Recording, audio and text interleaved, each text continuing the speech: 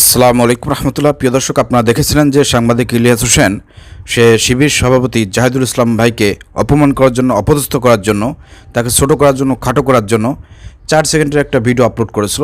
ছাত্র শিবিরের সভাপতি জাহিদুল ইসলাম ভাই ইফতার মাহফিলে সন্তোষ শর্মার সঙ্গে তিনি সাক্ষাৎ করেছিলেন। সেখানে তিনি 4 সেকেন্ডের যে ভিডিওটি দেখেছিল, আপনারা সেটা দেখেছেন। তো সেখানে যেভাবে কাট পিস করে সাংবাদিক ইলিয়াস হোসেন জাহিদুল ইসলাম ভাইয়ের ওই ভিডিওটি সে শেয়ার করেছে, তারই পরিপ্রেক্ষিতে যেহেতু আলোচনা সমালোচনা হয়েছে, অবশেষে মুখ খুলেছেন ইসলামী ছাত্র শিবিরের সম্মানিত সভাপতি জাহিদুল ইসলাম ভাই। কেন তিনি ওই সন্তোষ শর্মার সঙ্গে ওই দিনকে সাক্ষাৎ করেছিলেন, হ্যান্ডশাপ করেছিলেন, দেখা করেছিলেন, এ বিষয়ে তিনি মুখ খুলেছেন। প্রিয় দর্শক, চলেন তার বক্তব্যটি আমরা শুনে আসি। সন্তোষ শর্মা, ওনার সাথে আমার ইতিপূর্বে কখনোই দেখা হয়নি এবং ফোনেও কোনোদিন আমার সাথে কথা হয়নি। তো সেখানে সবার সাথে সাক্ষাৎ করছি, তারই একটা সার্কেলিং করতে করতে সাংবাদিকদের টেবিলে তিনিও ছিলেন। সেখানে আমি আরো অনেক সাংবাদিকদের সাথে করমর্দন করেছি। তো এ ধারায় তিনিও সেখানে দাঁড়িয়েছেন, দাঁড়িয়ে আমার সাথে হাত মিলিয়েছেন। স্বাভাবিকভাবে হচ্ছে এটা আমার সৌজন্যতার জায়গা থেকে আমি করমর্দন করা। তো আসলে এটাকে নিয়ে যদি এখন একটা পক্ষ, আমরা এখানে যেটা মনে হচ্ছে আর কি, একটি পক্ষ ছাত্র শিবিরকে হেয় প্রতিপন্ন করার জন্য বা এই কাজগুলো করছে, তো আমি তাদের প্রতি অনুরোধ জানাবো আর কি, যে কোনো একটা বিষয়কে একটু যাচাই বাছাই করা, বা হচ্ছে যদি কোনো বিষয়ে সংশ্লিষ্ট ব্যক্তির বক্তব্যের প্রয়োজন হয়, সেটা আমাদেরকে সরাসরি নক দিতে পারতেন যে আসলে কি হয়েছে বিষয়টি। তো এই জন্য আমি আবার বলছি, যদি কেউ যদি এই বিষয়টার কারণে কষ্ট পেয়ে থাকেন, দুঃখ প্রকাশ করছি, বাট এই ছিল মূলত বিষয়। প্রিয় দর্শক, আপনারা এখানে শিবির সভাপতি জাহিদুল ইসলাম ভাইয়ের বক্তব্যটি শুনলেন।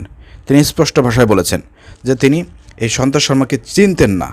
আপনারা যদি পুরো ভিডিওটা দেখেন, তাহলে সেখানে প্রত্যেকটা মেয়ে মনের সঙ্গেই শিবিরের সভাপতি হিসেবে জাহিদুল ইসলাম ভাই সবার সঙ্গে দেখা করেছিলেন, সবার সঙ্গে হ্যান্ডশাপ করেছিলেন।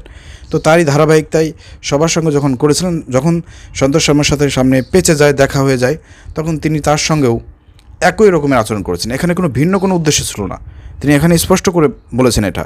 তারপরেও সাংবাদিক ইলিয়াস এরকম একটা নিকৃষ্ট কাজ করতে পারলো, যে ছাত্র শিবিরের মতন এরকম একটা সংগঠনের মেন সভাপতি জাহিদুল ইসলাম ভাই, যিনি জুলাই আগস্টের খুব গুরুত্বপূর্ণ ভূমিকা রেখেছেন এবং তার নেতৃবৃন্দদেরকে দিয়ে এবারে জুলাই আগস্ট হাসিনা সরকারের পতন ঘটাতে তিনি সর্বোচ্চ কাজ করেছেন। সেই জাহিদুল ইসলাম ভাইকে নিয়ে এই ধরনের মন্তব্য, এই ধরনের পোস্ট, এটা ইলিয়াস ভাইয়ের সঙ্গে যায় না। তারপরে তিনি করেছেন আসলে একটা চরম পরিমাণ ভুল করেছেন। ইসলামী ছাত্র শিবিরের সাপোর্ট, সমর্থন এরপর থেকে সাংবাদিক ইলিয়াস আর পাবে না। এখনও যারা ইসলামী ছাত্র শিবির, জামাত ইসলামের লোকজন সাংবাদিক ইলিয়াস হোসেনের আপনার বিভিন্ন বক্তব্যর, বিভিন্ন ভিডিওর কমেন্টে গিয়ে পজিটিভ কমেন্ট করেন, আপনাদেরকে হুঁশিয়ার করে দিতে চাই, সাংবাদিক ইলিয়াস হোসেনকে অনেক আমরা মাথায় উঠাইছি, এতদিন কিছু বলি নাই। যেহেতু সে জামাত শিবিরের বিরুদ্ধে যুদ্ধ ঘোষণা করেছে, মিথ্যা প্রোপাগান্ডা শুরু করেছে, অতএব তাকে আমরা দাঁত ভাঙা জবাব দেবো। আপনাদের বলবো ওই পথ থেকে ফিরে আসেন। আমরা যে ভিডিওগুলো তৈরি করতেছি, সাংবাদিক ইলিয়াস হোসেনের প্রত্যেকটা মিথ্যা ভিত্তিহীন অভিযোগের জবাব দিচ্ছি। আপনার ভিডিওগুলো বেশি বেশি শেয়ার করে মানুষের কাছে পৌঁছে দেন এবং সাংবাদিক ইলিয়াস হোসেনের এই মিথ্যা ভিত্তিহীন অভিযোগের আপনার দাঁত ভাঙা জবাব দেওয়ার জন্য সবাই প্রস্তুতি গ্রহণ করেন এবং সর্ব জায়গায় আপনারা সাংবাদিক ইলিয়াস হোসেনের প্রতিটা কথার, প্রতিটা বিরোধিতার পক্ষান্তরে আপনারা দলিল প্রমাণ দিয়ে তার অভিযোগ খণ্ডনের চেষ্টা করবেন। এটাই আপনাদের কাছে আমার আহ্বান থাকবে। আশা করি বুঝতে পেরেছেন। ভিডিওটি শেয়ার করে সবাইকে দেখার সুযোগ করে দেন। আসসালামু আলাইকুম রহমতুল্লাহ।